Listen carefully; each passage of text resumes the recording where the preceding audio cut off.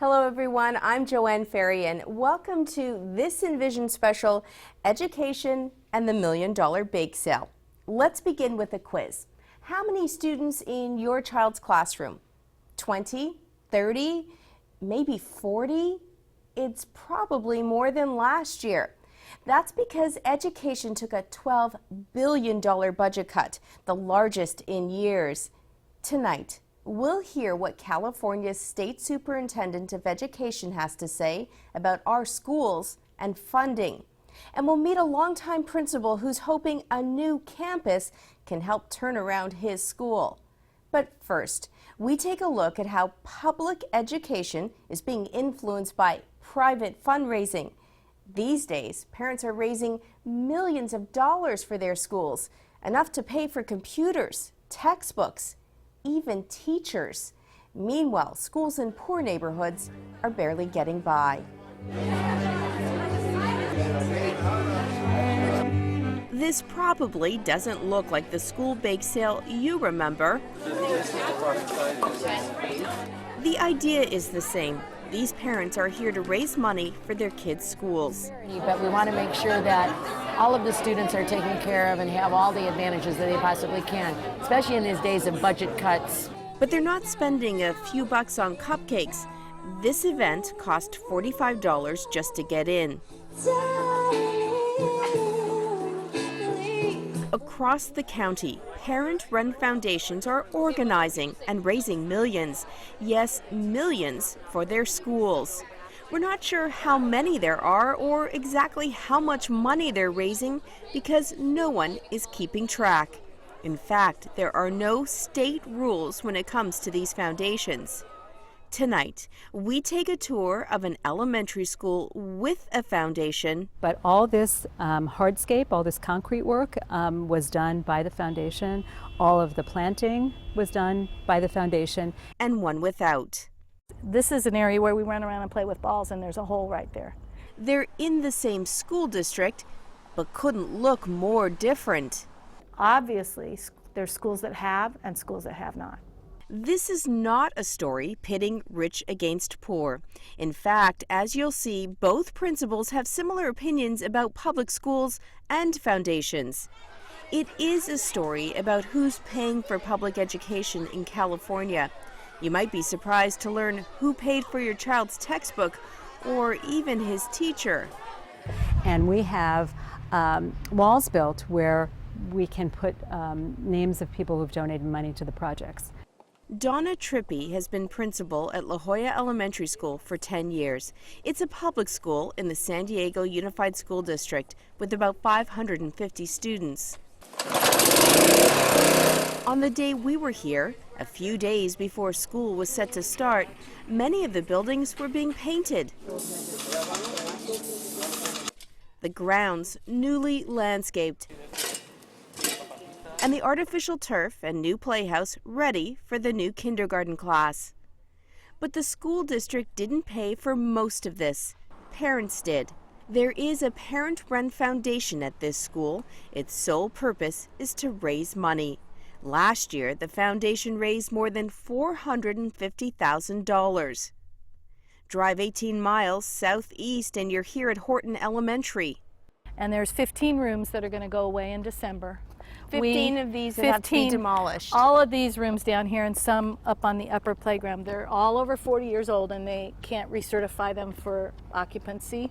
Same school district, same basic per pupil funding from the state government, even the same number of students. But things couldn't be more different. Apparently at one point had trees in them like that one down there does, but the tree died and was removed and never replaced. In fact, there are 3 holes in the playground left by the dead trees. What's the gravel area? This is actually a part of our play field. It's a soccer field and... That's your soccer field? Yeah. Even air conditioning is scarce. Just one building on site, the newest, has it. But we couldn't turn it on.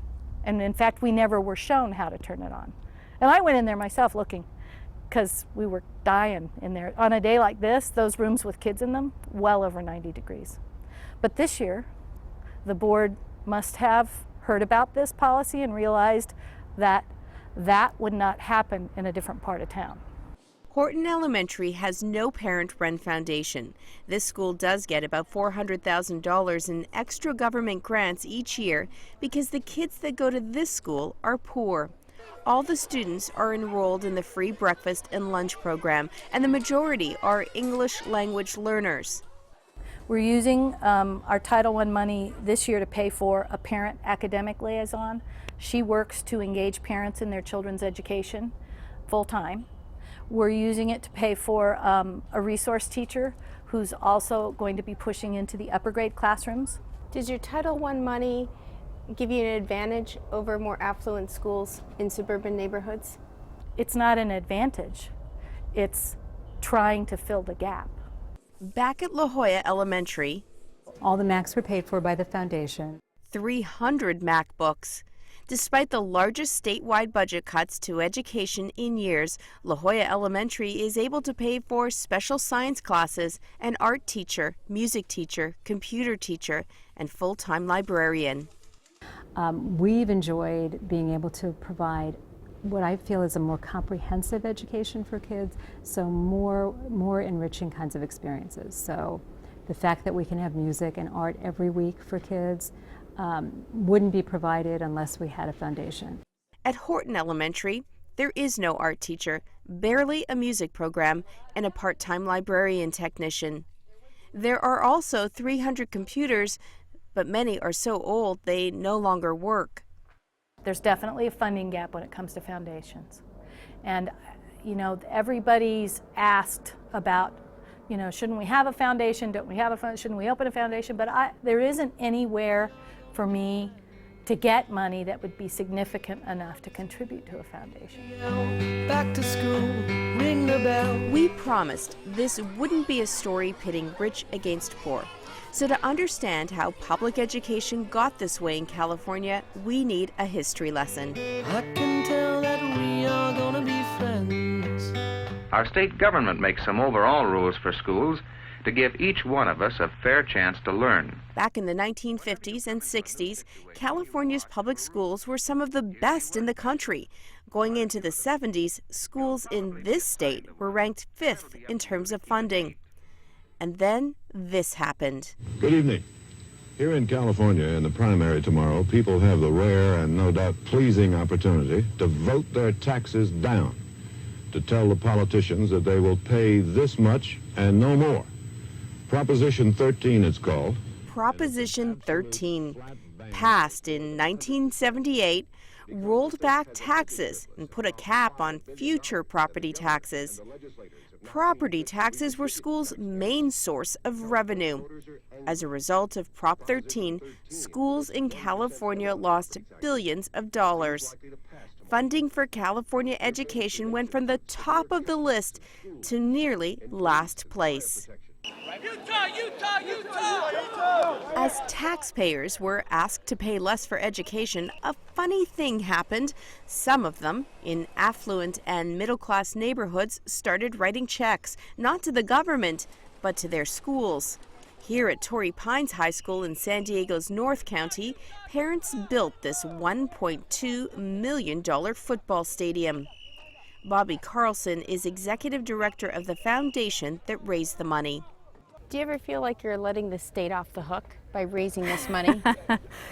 I do. I was around in 1978, so I realized what happened, with Prop 13. And, I think everybody at the time thought somehow it would come back, and it has not come back. Those dollars have never been replaced. The Torrey Pines Foundation raises more than $2 million each year. 2/3 goes to sports clubs. This dad doesn't mind paying the suggested donation of $650 so his son can play football in this stadium. The reason we're here is for our children. This community here in Del Mar and Carmel Valley, we're here paying exorbitant prices on everything for our kids. Several schools and districts across the county are taking a closer look at foundations. San Diego Unified is examining whether foundations should be allowed to pay teachers' salaries. Sheila Jackson is the school board chairperson. What we have to do in leadership is to convince the people and communities to be willing to share, to be willing to not just invest in their schools, but to invest in other areas throughout the city as well. And that is a challenge, because people tend to say, well, I'll take care of me and mine, and the rest we don't have to worry about. Remember those two principals from those two very different schools? Turns out the principals are pretty similar on where they stand. Is this the new public in public education? No, I hope that it isn't, because I really feel that it's not equitable in all schools, because there are schools that have foundations and schools like mine that have really very hardworking, very industrious, very effective foundations, and schools with foundations that don't make the kind of the money or have the kind of fundraising opportunities that we have. You know, I would like to think that members of our community, no matter where they live, would like our community to be healthy, would like all of our children to be educated. My feeling is that educating children in schools like this is an immense responsibility that we all bear. And it is not okay to say that my kid in this neighborhood should get something better than a child in another neighborhood, because that's eventually going to come back to haunt this city. Inequity in schools is not only a matter of social justice, it is also a matter of law. In the past, courts have ruled it unconstitutional for public schools in rich neighborhoods to be better funded than schools in poor neighborhoods.